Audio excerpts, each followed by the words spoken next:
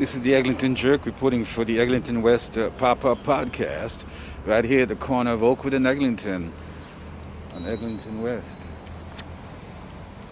It's Friday afternoon, rush hour, though every Friday afternoon is rush hour. Damn, every afternoon seems like rush hour. Now, this is a big crane or something right here. Trucks moving out. This is going to be the Eglinton and Oakwood stop on the new Metrolinx crosstown subway. It's been going on for nearly a decade. It's supposed to be finished September 2022. Another year. Meantime, traffic woes, business closures, and some business openings too.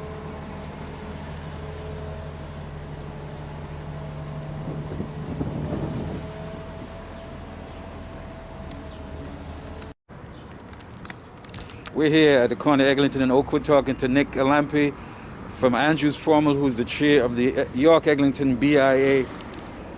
Nick, I know you're a busy man. How are you holding out in the pandemic as a businessman?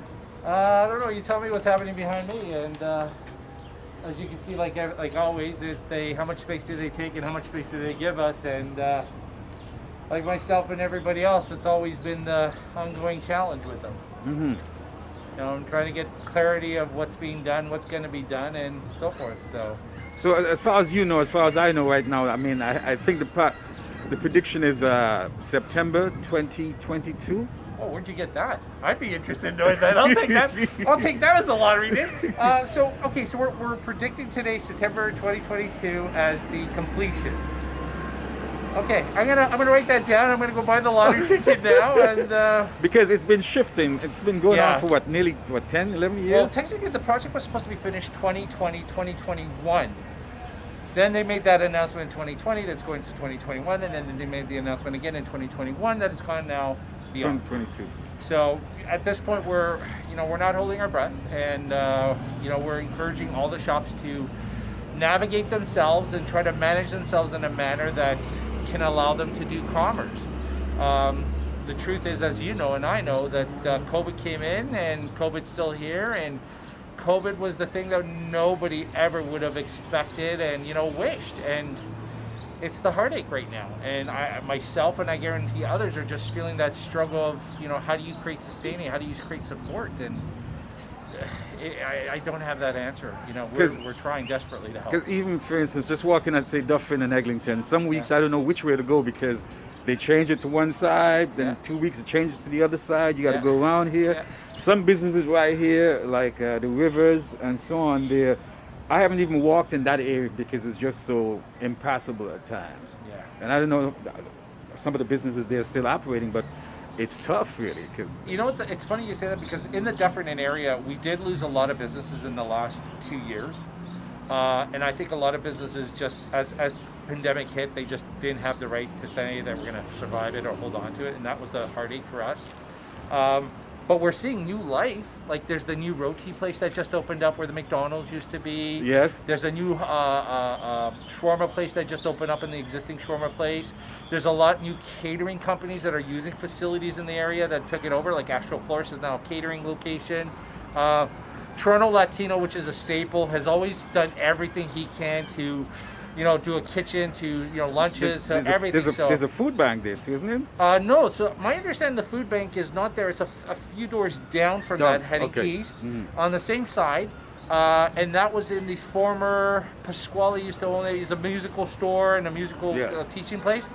That's where I remember he was there. But the biggest heartache was the fact that we lost the banks. The biggest heartaches is we lost the grocery store. Like we had Parkway Food Market, which was on the south side. That was a major staple in for Anchor. years and years and years. The fact that now we're losing TD Bank at Marley and Eglinton is another heartache. When is that happening? That's new to me. My understanding with the postings on there, which is what we found out, I want to say about a month ago, when we got our letter saying that our account was being transferred from there. To the one on Short Street then? I believe so. Which now, my understanding, that might be moving because that building is going to be going under development for a new condo development there. So, wow. Yeah. rumor to fiction is no longer. They will be putting a condo on the south side where the former McDonald's used to be, where the Tim Hortons is. Rumor to fiction is no longer. They will be putting a building on the north side where the funeral home used to be. Height-wise and density, I don't know yet. I just know that it will be a tower. Our understanding right now is the good thing is, and what we're happy about is, it will be rentals, which means that the issue is that we're hoping that whatever is going to be lost in the area, they're going to go back to that. We're trying to work with the developers right now and try to say, you know, whatever they take from rental properties, they need to try to replace or try to give those people the opportunity. So we're hoping we can see that happen. You know, the city of Toronto mandates that and so forth like that, but we just want to, you know, make sure and keep up to that. Because the building right behind you, this condo right here, the corner, that took how many years? So that one's over 10, and I'll be honest with you, it was something that I would have said if I was to look at it today and say the year that I knew that it might be put, that it could be a true.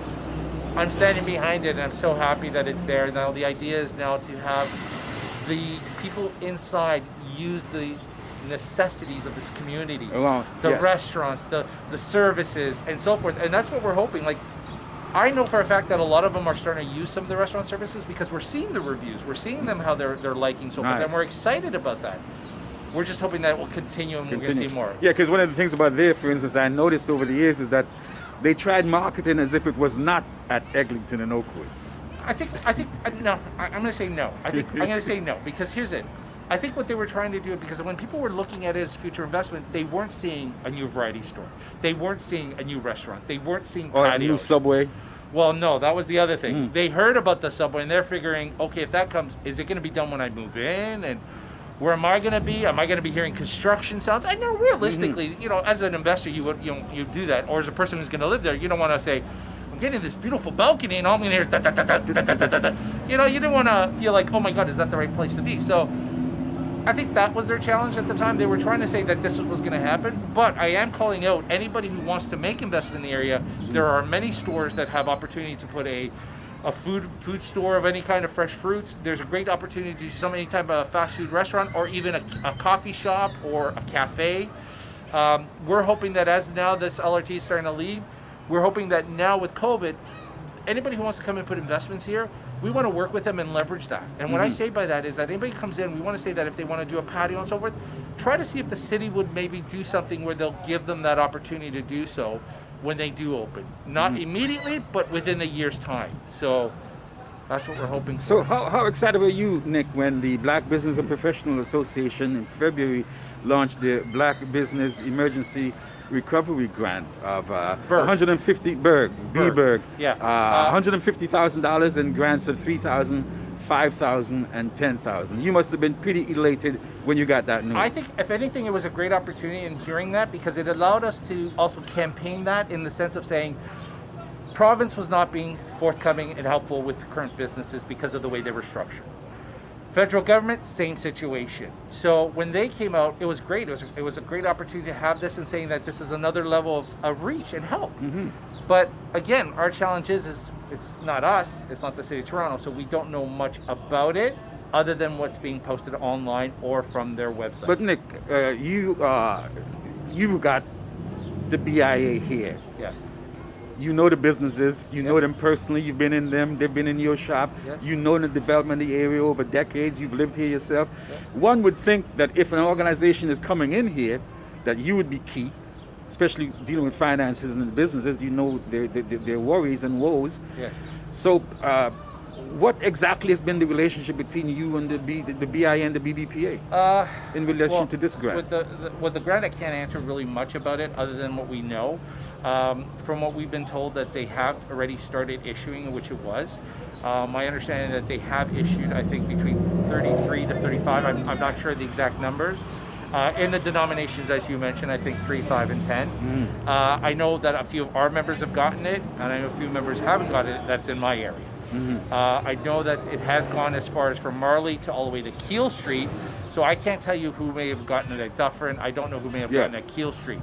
But in my area, I know some have and some haven't. Because you are between the BIA that you... It's from Marley to Dufferin, and then slightly north of Dufferin, slightly south of Dufferin. Okay, so that might even include Vaughan and Oakwood, Hills. We only go up to about Reggae Lane.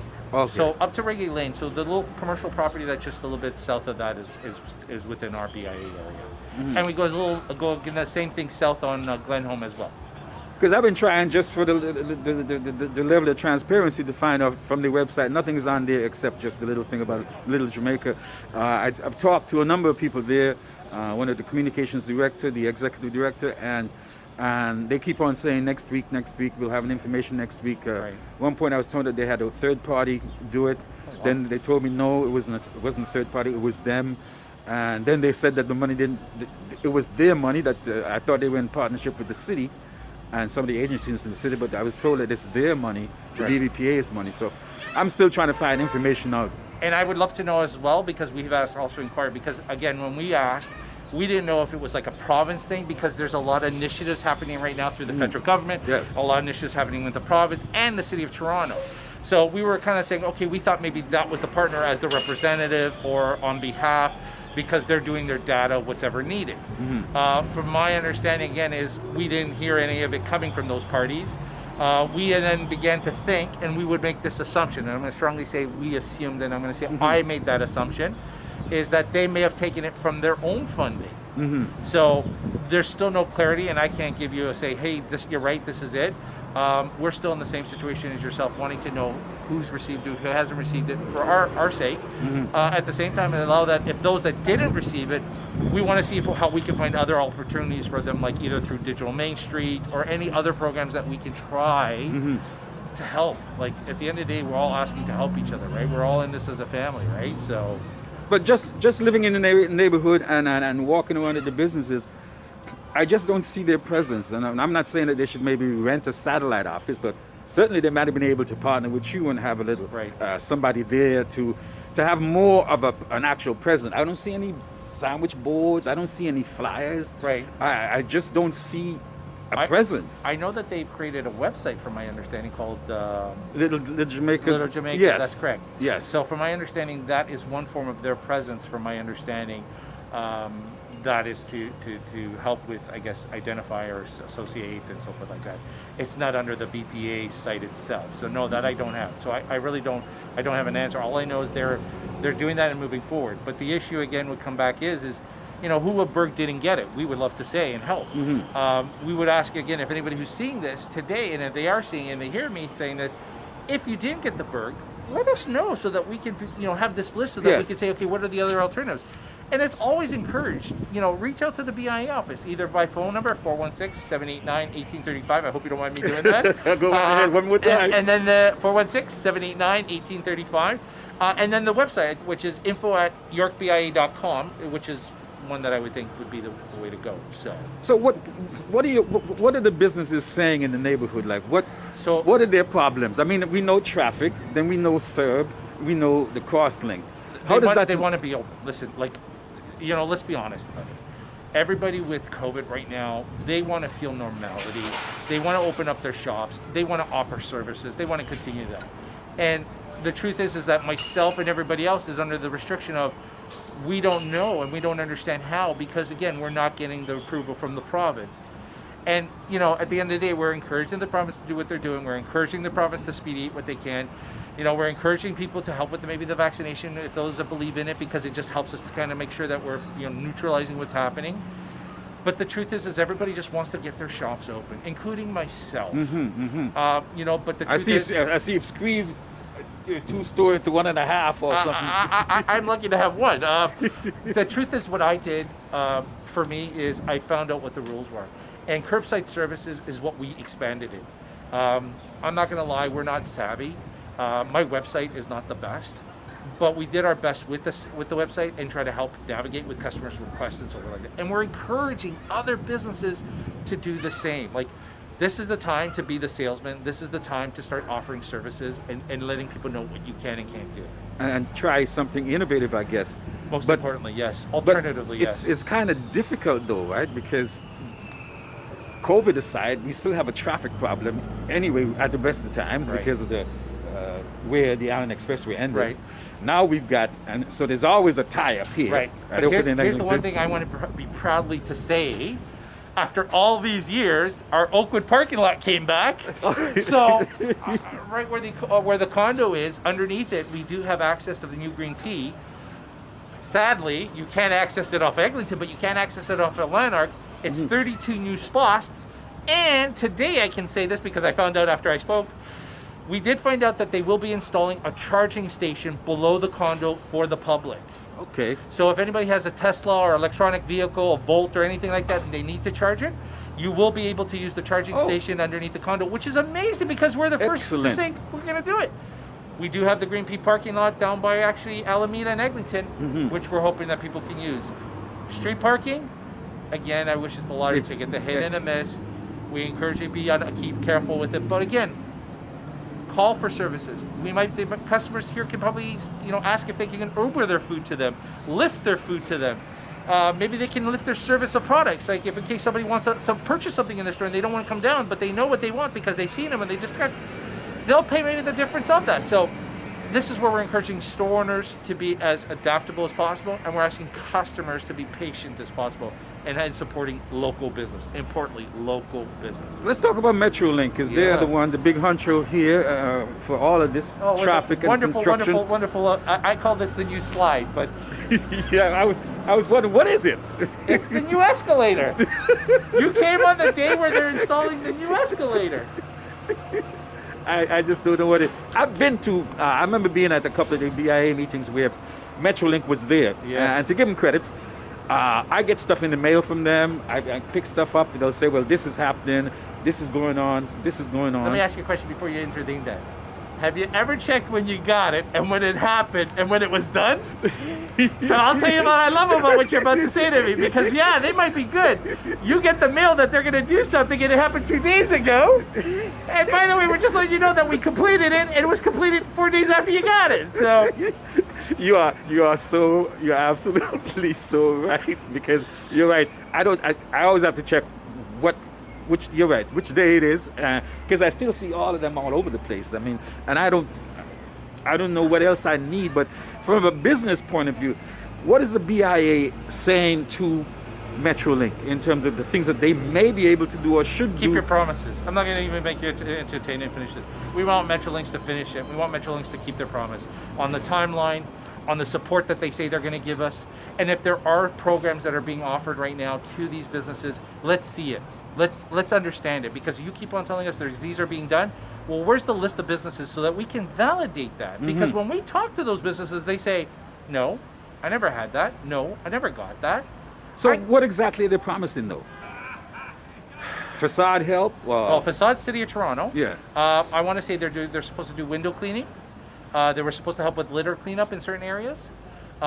They had promised that they were going to try to help with some campaigning and advertising of the area. They were to help individual businesses in their current struggles if they can, with advice or consultation or an ambassador or a mentor. And I'm going to just do this. Because even at one point, maybe a year or two ago, they had a nice little advertising campaign going. Shop at Eglinton, stores are open with your name on it and so on. But who were they advertising? Who are they advertising? Because you see, the confusion is shop in our local area, Kennedy, Black Creek, maybe Bathurst and Eglinton, because Eglinton is a long ass. Maybe Oakwood and Eglinton, or maybe Dufferin. Where did they do that? Where did they actually help the ideal shopping? Where did they say, by the way, you shop local, but did you shop in this community? By the way, we want to thank you for supporting that local business. By the way, was it this community? It was a campaign that was a great campaign with mastermind, with great dollars, but it didn't help an individual business. I think it might have helped not even a BIA, it might have helped Metrolinx in itself saying they're doing this.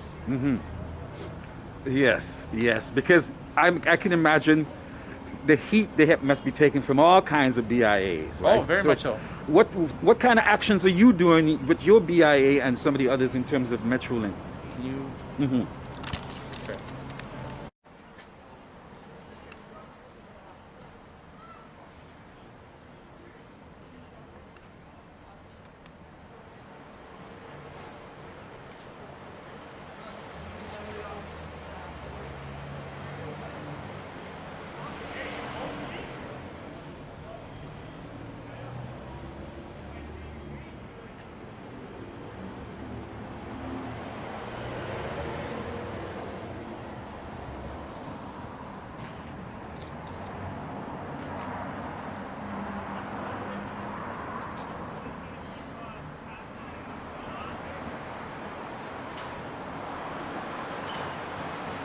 Joseph, I hope.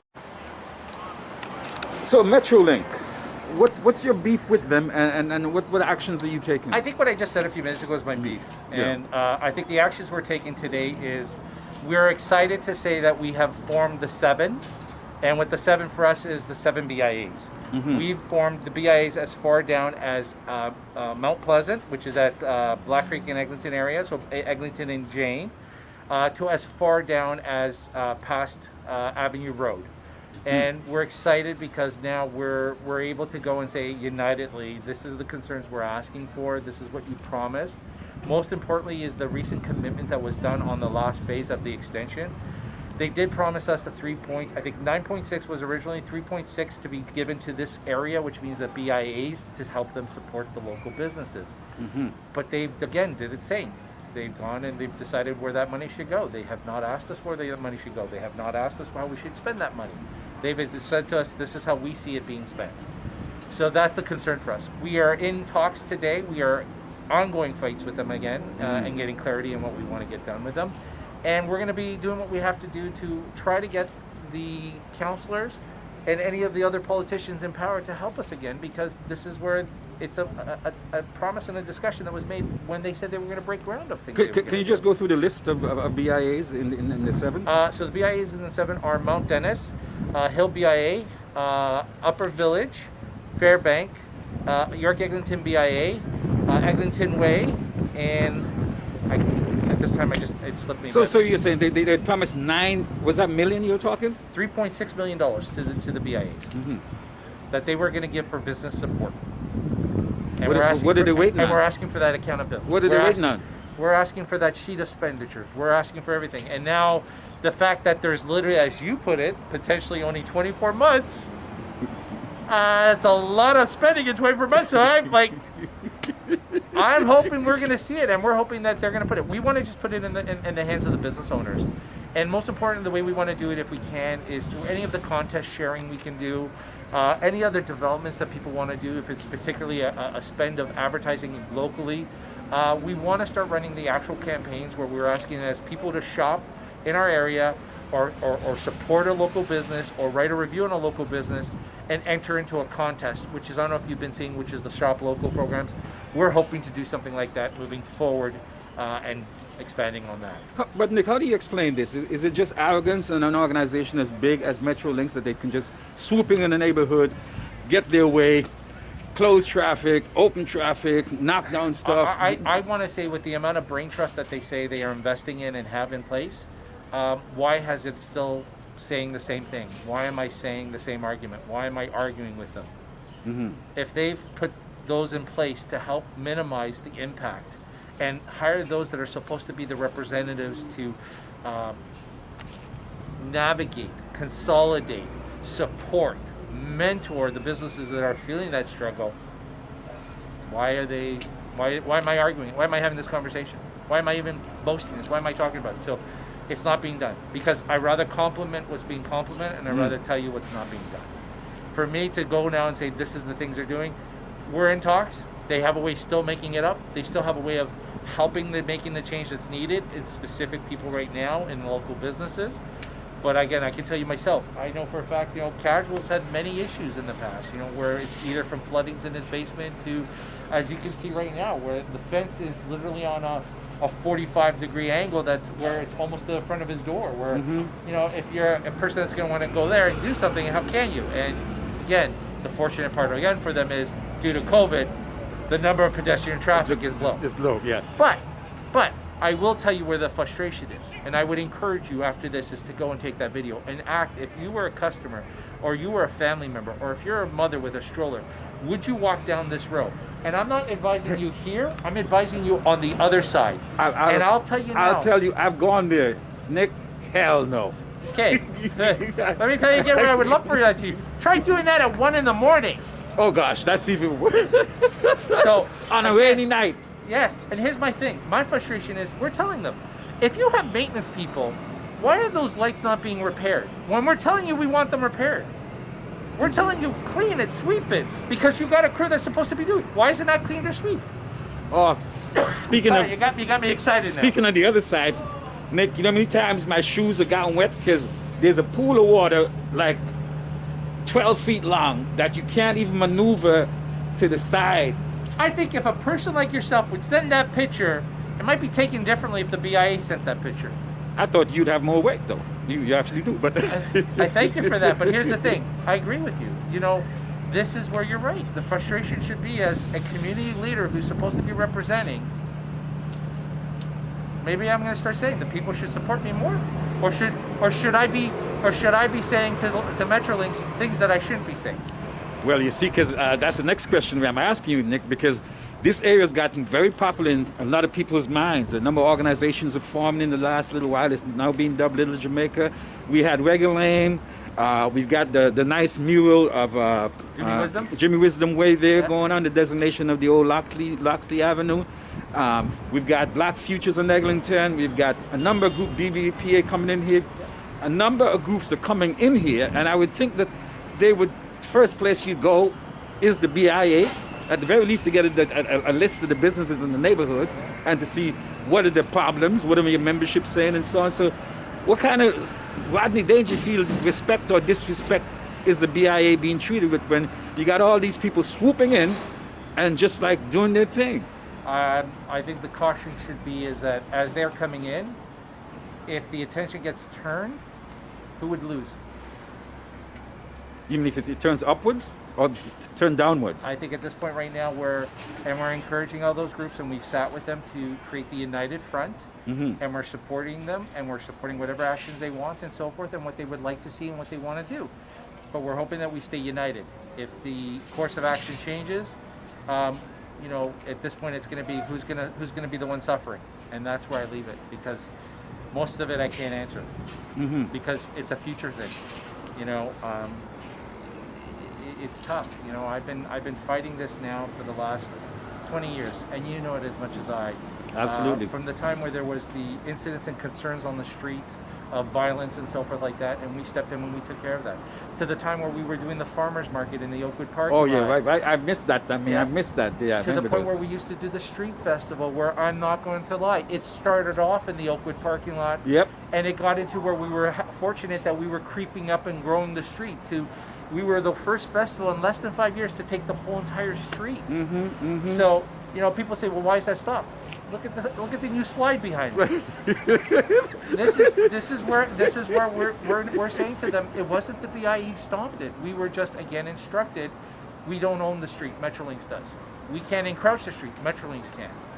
That's all kind of insurance concerns. I think whatever. the concern was pedestrian safety, which is we are the same, and the concern is making sure that there's no hindrance of pedestrians walking or anything like that. So this is the ongoing frustration, the ongoing struggle, and I would encourage the groups to connect and communicate with the BIA, work together, and let's create the united front and move forward and get things achieved and accomplished for the individual businesses that need it.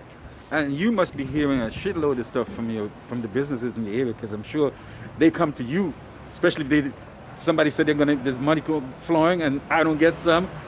I'm calling you, Nick, because I assume you're right about that, but I can't answer that, because the truth is I'm not the one that knows how it was done. I can't answer that to say, here's how I know for a fact that it was circulated or so forth like that. I don't have those answers. And again, I'm as yourself. General information and general public is basically what we see, which is public information that's being circulated. We want to know. We would love to know. We would encourage to know. I would love to factually say this is it. But again, I just know of a few members that I've spoken to who have received it. And I've spoken to a few members who I've known that have not received it, and they're frustrated and they're upset about it. Wow. And the politicians. That hurts. I'm going to put it that way. It hurts for me. And the politicians. Yes. We've got local representation, we got provincial representation, and we got federal representation.